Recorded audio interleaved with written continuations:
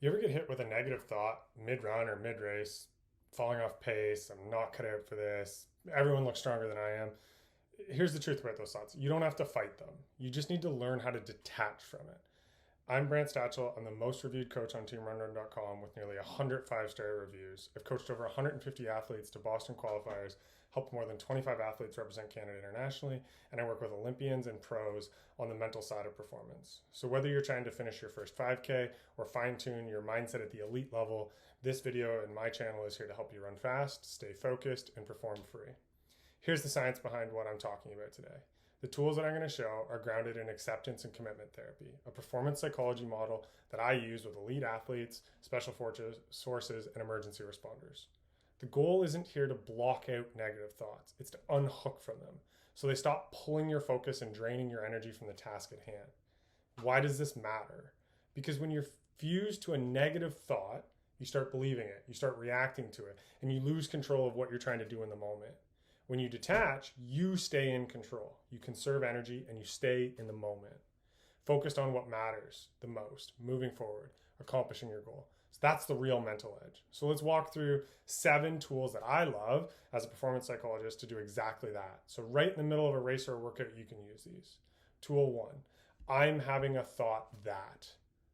Let's say that your brain says, I suck at hills. Shift it to, I'm having the thought that I suck at hills. That one phrase starts to create distance. Now you're observing the thought, not living inside of it and experiencing it. The second tool, sing the thought. I do this all the time when I'm out running. Use a dumb tune like Happy Birthday, the annoying Baby Shark. Pick whatever the most annoying song you can think of is, right? And add I suck at hills. Make a tune out of it. Now it's not a threat. It's just noise that's happening there. This breaks from the seriousness of that thought and let you focus on returning to the race or the task at hand. Tool number 3, say it in a silly voice. Darth Vader, Mickey Mouse, SpongeBob. Whenever you hear that thought in that way, you realize that thought's kind of ridiculous. It doesn't actually hold me to what I'm doing. That's detaching. That's the power that you can utilize when these thoughts come true. Tool 4, visualize it on a screen. You're watching this on a screen right now. Think in your mind, write it out. If it was on my iPad screen, if it was on my computer or my phone, what would it look like? Just the words, as if you're scrolling by some other brutal video or TikTok. You're just scrolling through, right? Now you're watching it, you're not reacting to it. You get to choose whether you click into it or move on. The 5th tool is the floating leaf on a stream. Picture a leaf drifting down a stream. That's your thought. It enters, it floats away. You don't force it. You don't hold on to it. You just return back to your stride, to your rhythm, to what it is you're trying to accomplish. Tool number 6, thank your mind. Your brain's trying to tell you something here. It doesn't mean it's true. Thanks, brain. Cool story. I got it. Thanks. Treat it like a person shouting from the sidelines. You heard them, but you're not really taking that advice, right? You're not listening to them and going, oh, I have to listen to that.